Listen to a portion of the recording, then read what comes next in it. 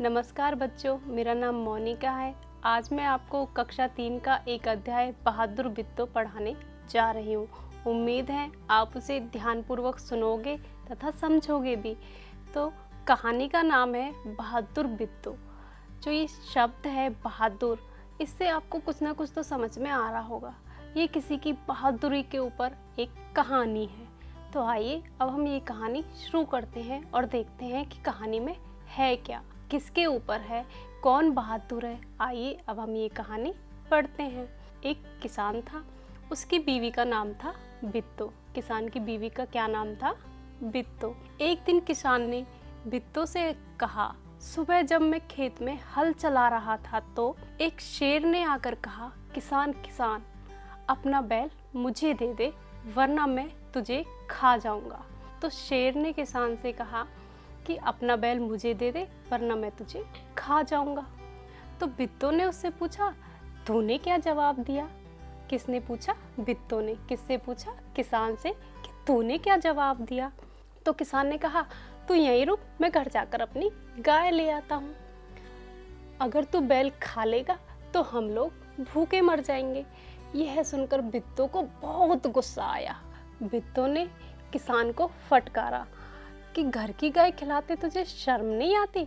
अगर गाय चली गई तो घर में न दूध न लस्सी, बच्चे रोटी किस चीज़ के साथ खाएंगे? तो क्या होता है, हम रोटी खाते समय रोटियों के साथ या तो दूध पीते हैं या फिर लस्सी पीते हैं।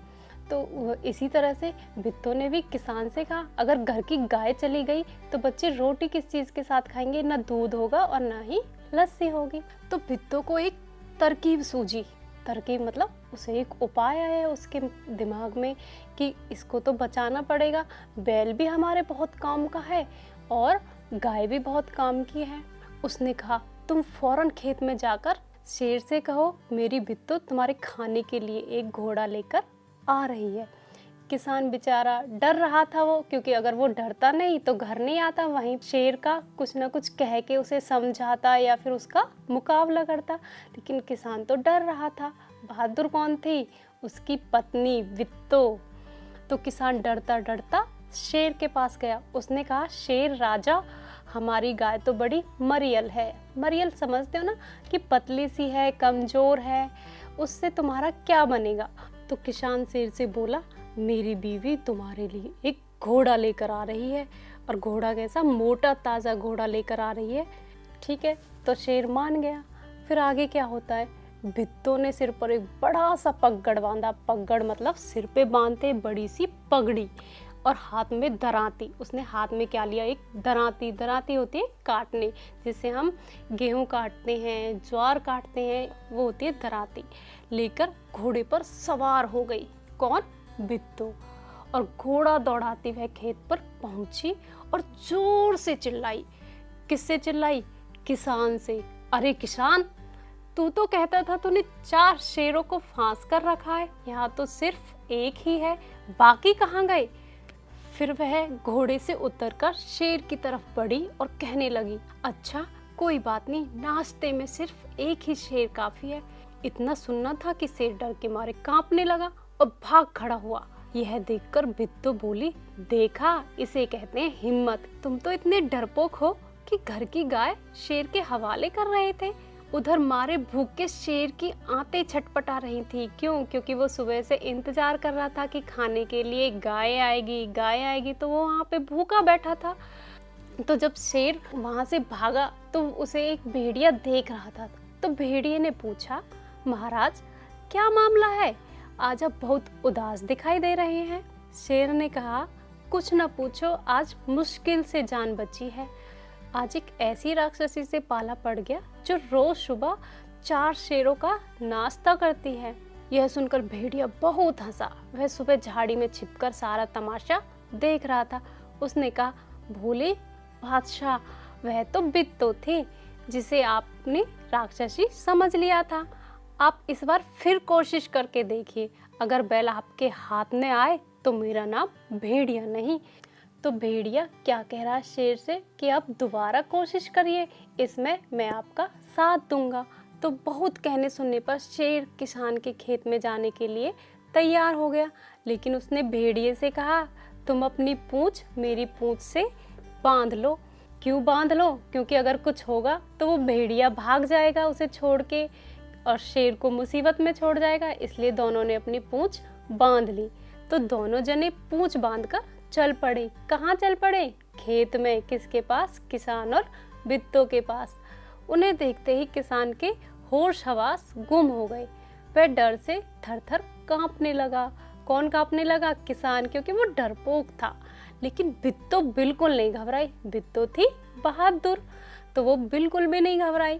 भेड़िए के पास जाकर उसने कहा, क्यों रे भेड़िए, तू तो अभी वादा करके गया था कि तू अपनी पूंछ से 4 शेर बांध कर लाएगा, लेकिन तू तो सिर्फ एक ही शेर लाया है, वह भी मरियल सा। भला इसे खाकर मेरी भूख मिट सकती है? खैर, इस वक्त यही सही। इतना कहकर बित्तो आगे बढ़ी। देखो, बित्तो ने उसको अपनी बातों में फिर फंसा लिया, भेड़िए को और शेर को। शेर के होश हवास उड़ गए। उसने समझा कि भेड़िए ने उसके साथ धोखा किया है। वह फौरन वहां से भागा। भेड़िए उसकी पूंछ में बंधा हुआ था, लेकिन बित्तो की बात सुनकर उसने सोचा कि भेड़िए ने तो मेरे साथ धोखा कर दिया। तो फिर वो भेड़िए को पूंछ में बंधे बंधाए ही लेकर भागने लगा। भेड़िया बहुत चीखा चिल्लाया, लेकिन शेर ने एक ना सुनी, क्योंकि शेर तो तेज भागता है, भेड़िया इतनी तेज नहीं भाग सकता। तो वो चीखा चिल्लाया, लेकिन शेर ने एक ना सुनी, तेजी से भागता चला गया। किसान और बित्तो आराम से रहने लगे। उन्हें मालूम था कि अब शेर उनके खेत की तरफ फिर कभी नहीं आएगा। देखो, बित्तो ने कैसे बहादुरी से काम लिया था ना शेर को दोनों बार भगाने में। शेर उनके खेत में 2 बार आया था और दोनों बार किस तरह बित्तो ने बहादुरी से उसे भगा दिया। थी ना बहुत ही अच्छी कहानी, बहादुरी वाली। आपको भी बहादुर बनना है, किसी से डरना नहीं है। इस तरह की बहादुरी भरी कहानी आप अपने दादा दादी नाना नानी से और भी सुन सकते हैं, क्योंकि हमारे दादा दादी नाना नानी को बहुत अच्छी अच्छी कहानियाँ आती हैं। रात को सोते समय आप भी अपने दादा दादी नाना नानी से कहानी सुना करो, ठीक है? आए नहीं समझ में बच्चों? उम्मीद है आपको ये कहानी भी बहुत अच्छी लगी होगी और बहुत पसंद आई होगी। आप इसे ज़रूर पढ़ के देखना, बहुत अच्छी लगेगी। तो आइए अब हम बढ़ते हैं कहानी में आए कुछ कठिन शब्दों की ओर। मैं आपको उनके अर्थ बता देती हूँ, तो आपको कहानी और भी अच्छे से समझ में आएगी। तो देखो, पहला कठिन शब्द है जवाब। जवाब, तो जवाब का अर्थ होता है उत्तर। उत्तर देना, किसी भी आदमी को, किसी भी औरत को किसी चीज़ का जवाब देना मतलब उत्तर देना। फिर है आगे वरना। वरना होता है नहीं तो, ठीक है? उसके बाद है अगला लस्सी। लस्सी मतलब छाछ या फिर मठा। लस्सी तो सब समझते ही होंगे, उसको कहीं कहीं पे लस्सी बोलते हैं, कहीं कहीं पे छाछ बोलते हैं, कहीं पे मठा बोलते हैं, ठीक है? उसके बाद है तरकीब। तरकीब मतलब उपाय। बित्तों को एक तरकीब सूझी, तरकीब मतलब उसे एक उपाय सूझा। उसके बाद है मरियल। मरियल मतलब कमजोर, मरा हुआ सा, थका हुआ सा। बैल के लिए बोला था कि ये तो बड़ा मरियल सा है, तो मरियल मतलब कमजोर। उसके बाद है बाकी। बाकी मतलब बचे हुए। जब बित्तों ने बोला था भेड़िए से कि तूने तो वादा किया था कि तू मेरे लिए 4 शेर लाएगा, लेकिन तू तो एक ही लाया है, बाकी कहाँ है? तो बाकी मतलब बचे हुए शेर कहाँ हैं? तो उसके बाद है बादशाह। बादशाह मतलब राजा। तो भेड़िए ने बोला था ना शेर को, अरे भोले बादशाह, तो बादशाह मतलब राजा। शेर जंगल का राजा होता है ना, तो बादशाह मतलब राजा। उसके बाद है कोशिश। कोशिश मतलब प्रयत्न, प्रयास। उसके बाद है हिम्मत। हिम्मत मतलब साहस के साथ, वीरता के साथ किसी काम को करना, तो हम उसको बोलते हैं हिम्मत। उसके बाद है धोखा। धोखा मतलब छल कपट। किसी के साथ भी छल करना, कपट करना, धोखा करना, तो ये एक ही शब्द के कई अर्थ हैं। समान अर्थ वाले शब्द भी हम इन्हें बोल सकते हैं। तो आइए बढ़ते हैं आगे इसके कुछ अभ्यास प्रश्नों की ओर, जो आपकी किताब में, पाठ्य पुस्तक में दिए हुए हैं। आप खुद भी सोच के देखना, वैसे मैं भी आपको इनके उत्तर बताऊंगी, ठीक है? तो पहला प्रश्न है, शेर किसान से क्या लेने गया था? तो शेर किसान से क्या लेने गया था? सबको पता होगा ना क्या लेने गया था। शेर किसान से उसका क्या लेने गया था? सोचो सोचो, बैल। तो शेर किसान से उसका बैल लेने गया था। उसके बाद है, शेर ने बिट्टू को राक्षसी क्यों समझ लिया? क्यों समझ लिया था? सोच के देखो सभी बच्चे, सोचो सोचो क्यों समझ लिया था? कि जब शेर ने बिट्टू को यह कहते सुन लिया कि वह 4 शेरों का नाश्ता करती है, तो उसको राक्षसी समझ लिया। क्यों समझ लिया? कि 4 शेर तो कोई आम आदमी खा नहीं सकता, तो ये जरूर कोई ना कोई राक्षस है, इसलिए उसने राक्षसी समझ लिया। अगला प्रश्न है, बैल की जान कैसे बची? बैल की जान कैसे बची? सोचो कैसे बची, मैं आपको बताती हूँ, लेकिन आप खुद भी सोचिएगा। बिट्टू की तरकीब ने बैल की जान बचा ली। बिट्टू को ही तो उपाय सूझा था ना, उसी ने उसकी जान बचाई। वह एक भयंकर रूप धारण कर हाथों में दरांती लिए घोड़े पर सवार होकर शेर के पास पहुंच गई और जोर शोर से राक्षस की तरह चिल्लाने लगी। तो शेर उसकी डरावनी बातों से इस तरह घबरा गया कि तुरंत भाग खड़ा हुआ। इस तरह बैल की जान बच गई। ठीक है, अब हम बढ़ते हैं आगे। नीचे कुछ शब्दों के नीचे रेखा खिंची हुई है, उन्हें ध्यान में रखते हुए नीचे लिखे वाक्यों को अपने शब्दों में लिखो। तो पहला वाक्य है, बिट्टू घोड़े पर सवार हो गई। तो सवार हो गई के नीचे लाइन खिंची हुई है, इसे हमें अपने शब्दों में लिखना है। सवार हो गई, बिट्टू घोड़े पर सवार हो गई। तो सवार हो गई को हम और क्या लिख सकते हैं? बिट्टू घोड़े पर बैठ गई। आप इनके अर्थ अपने घर में किसी बड़े से पूछ के देखना, आपको और भी बहुत अच्छे अच्छे शब्द मिल जाएंगे इसकी जगह लिखने के लिए। आप ये जरूर बात करिएगा अपने घर में। ठीक है बच्चों, अगला है, तुम घर की गाय को शेर के हवाले कर रहे थे। हम इसकी जगह और क्या लिख सकते हैं? हम लिख सकते हैं, तुम घर की गाय शेर को दे रहे थे। हम ये भी इसकी जगह लिख सकते हैं। उसके बाद है, आज एक राक्षसी से पाला पड़ गया। पाला पड़ गया मतलब एक राक्षसी से सामना हुआ। तो पाला पड़ गया को हम और क्या लिख सकते हैं? सामना हुआ। आज एक राक्षसी से सामना हुआ। अगर बैल आपके हाथ ना आए तो मेरा नाम भेड़िया नहीं। अब देखो, हाथ ने आए के नीचे रेखा खिंची हुई है, तो हमें लिखना है, अगर बैल आपको नहीं मिले तो मेरा नाम भेड़िया नहीं। हम हाथ ने आए को नहीं मिले भी लिख सकते हैं। जो अगला है, शेर को देखते ही किसान के होश हवास गुम हो गए। होश हवास गुम हो गए के नीचे रेखा खिंची हुई है, इसे हमें अपने शब्दों में लिखना है। तो हम लिख सकते हैं, शेर को देखते ही किसान घबरा गया। होश हवास गुम हो जाना मतलब घबरा जाना, तो हम इसको लिख सकते हैं कि शेर को देखते ही किसान घबरा गया। आगे चलते हैं बच्चों अगले प्रश्न की ओर। शेर तो डरकर भाग गया, भेड़िए का क्या हुआ होगा? तो शेर की पूंछ भेड़िए की पूंछ से बंधी थी। जब शेर डरकर भागा होगा तो उसी के साथ भेड़िया भी घसीटता हुआ चला गया होगा। इससे भेड़िया बहुत घायल हो गया होगा, उसको चोटें आई होंगी, उसकी कई हड्डियां टूट गई होंगी। आप भी अपनी तरफ से बना के कुछ ना कुछ बताइएगा कि हुआ क्या होगा भेड़िए के साथ। ये तो मैंने बता दिया, आप भी सोचो, पढ़ो कहानी को और फिर प्रश्नों के उत्तर देने की कोशिश करो। ठीक है, अगला है, शेर किसान के पास कितनी बार गया था? कहानी देखे बिना बताओ। तो शेर किसान के पास कितनी बार गया था? शेर किसान के पास 2 बार गया था। गया था ना 2 बार, एक बार तो पहले ही सबसे पहले गया था, फिर उसके बाद अगली बार किसके साथ गया था? भेड़िए के साथ। तो शेर किसान के पास 2 बार गया था। अगला प्रश्न है, मेरी छत पर मोर आया। उसके नीचे एक लाइन लिखी हुई है, मेरी छत पर मोर नहीं आई। मोर मोरनी की तरह नीचे लिखे शब्दों के भी रूप बदलो। जैसे मोर का रूप बदल के मोर नहीं किया, तो ऐसे ही आपको नीचे लिखे शब्दों के भी रूप बदलने हैं। तो पहला शब्द है औरत। औरत का रूप बदलोगे तो क्या होगा? आदमी। उसके बाद है शेर। शेर का रूप बदलोगे तो क्या होगा? शेरनी। उसके बाद है बच्चा। बच्चा का रूप बदलोगे तो क्या होगा? बच्ची। उसके बाद है घोड़ा, घोड़ी, मछुआरा, मछुआरन, राजा, रानी। तो आपकी पाठ्य पुस्तक में ये टेबल बनी हुई है, आप उसमें अपने हाथ से ये लिखिएगा। क्या लिखिएगा? शब्दों के रूप बदलकर। चलिए बच्चों, बढ़ते हैं हम आगे के प्रश्नों की ओर। तो अगला प्रश्न है, भेड़िए ने शेर को भोले महाराज क्यों कहा? क्या शेर सचमुच भोला था? भोला था क्या शेर? भोला तो था, उसे पता ही नहीं चल रहा था कि राक्षसी कौन है, या ये औरत है या कि ये राक्षसी है, उसे कुछ समझ में ही नहीं आ रहा था। तो शेर वैसे सचमुच था तो भोला ही। आप भी कहानी पढ़ोगे तो आपको समझ में आएगा। मैं इसका उत्तर आपको बता देती हूँ। शेर ने किसान की पत्नी को राक्षसी समझ लिया था, इसलिए शेर भोला था।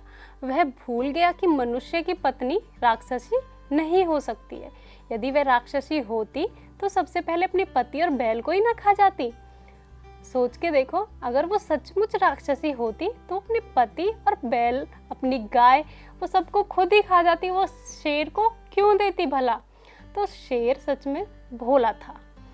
अगला प्रश्न है, शेर ने भेड़िए की पूंछ के साथ अपनी पूंछ क्यों बांध ली? तो शेर ने डर के कारण बांधी थी पूंछ। मुझे तो भाई यही लगा कि शेर ने डर के कारण अपनी पूंछ भेड़िए की पूंछ से बांध ली, ताकि भेड़िया उसे छोड़कर भाग ना जाए और राक्षसी उसे खा ना जाए। आप भी कहानी पढ़ो और पढ़ के सोचो कि इसीलिए बांधी थी या कोई और कारण था। ठीक है बच्चों, कहानी को ध्यान से पढ़ना है। उसके बाद है, क्या शेर कभी बित्तों के खेत की तरफ गया होगा? हाँ तो क्यों, नहीं तो क्यों नहीं? तो शेर कभी खेत की तरफ नहीं गया होगा, क्योंकि वह बित्तों को सचमुच राक्षसी समझ रहा था, इसलिए वो कभी भी खेत की तरफ नहीं जाएगा अब आगे से। ठीक है, अगला प्रश्न है, बित्तों की हिम्मत तुम्हें कैसी लगी? अगर तुम बित्तों की जगह होती तो शेर से कैसे निपटती? तो ये हमें खुद सोच के बताना है। अब जो मैं सोचूंगी वो तो आप नहीं सोचोगे, आप तो कुछ अलग सोचोगे ना। हर बच्चा कुछ ना कुछ अलग सोचता है। मैं बित्तों की जगह होती तो शायद डर कर भागती और शोर मचाती। इस तरह लोग इकट्ठे हो जाते और शेर डर कर भाग जाता। आपको भी सोच के देखना है कि आप बित्तों की जगह होते तो क्या करते। वैसे हमें बित्तों की हिम्मत से प्रेरणा मिलती है कि कठिन समय में हमें समझदारी से काम लेना चाहिए, और आपको बताना है कि आप बित्तों की जगह होते तो क्या करते। उसके बाद है, शेर और घोड़े में कई अंतर होते हैं। ध्यान से सोचकर नीचे लिखो। आपकी पाठ्य पुस्तक में एक टेबल दी हुई है, उसमें एक कॉलम में शेर लिखा हुआ है, दूसरे में घोड़ा लिखा हुआ है। तो हमें पहला अंतर हमें उसके खाने में बताना है। किनके खाने में? शेर और घोड़े के खाने में। तो शेर क्या खाता है? शेर खाता है मांस। और घोड़ा क्या खाता है? घोड़ा खाता है घास। अगला है घर। तो शेर कहाँ रहता है? शेर का घर क्या होता है? कहाँ पे रहता है? तो शेर रहता है जंगल की गुफा में। और घोड़ा, सोचो सोचो, घोड़ा का जहाँ घोड़ा रहता है उसको हम क्या बोलते हैं? उसको बोलते हैं हम अस्तबल। उसके बाद है रंग। हमें रंग बताना है। तो शेर का रंग तो होता है भूरा, हल्का भूरा भूरा और सुनहरे रंग का कुछ कुछ, लेकिन घोड़ा तो कई रंगों का मिलता है। कई रंग कौन कौन से होते हैं? तो कई रंग होते हैं, काला, सफ़ेद, भूरा, चितकबरा। तो घोड़े हमें कई रंगों के मिलते हैं। उसके बाद है आदतें। आदतें क्या होती हैं? किसकी आदतें बतानी है हमें? शेर और घोड़े की। तो आदतें, जानवरों को मारकर खाना। किसकी आदत है? शेर की या घोड़े की? जानवरों को मारकर कौन खाता है? शेर। और घोड़े की क्या आदत होती है? घोड़ा बेचारा सामान ढोता है, सवारी कराता है। ये होती हैं घोड़े की आदतें। अब देखो, आपकी पाठ्य पुस्तक में कुछ शब्द दिए हुए हैं, जैसे किसान, बोतल, लता, कक्कू, केला, कलम, राजू, रानू, चूहा, नीना, शेर, जूता, चारपाई, पगड़ी, खरगोश, करेला, छलनी, बित्तो, घोड़ा, गौरैया, बाल्टी, पीपल, कोयल, नीम, किताब, दरांती। और उसके नीचे 3 कॉलम बने हुए हैं। पहले कॉलम में जानवर, दूसरे कॉलम में चीज़ें, तीसरे कॉलम में नाम। तो इन शब्दों में से हमें जो नाम है वो नाम वाले कॉलम में लिखने हैं, जो चीज़ें हैं वो चीज़ें वाली कॉलम में लिखनी है, और जो जानवर हैं वो जानवर वाले कॉलम में लिखने हैं। तो जैसे किसान है तो किसान क्या है? किसान नाम है, तो इसे हम नाम वाले कॉलम में लिखेंगे। अगला है बोतल। बोतल क्या है? बोतल तो एक चीज़ है, तो हम इसे चीज़ वाले कॉलम में लिखेंगे लता। लता क्या है? किसी का नाम है, तो हम इसे नाम वाले कॉलम में लिखेंगे।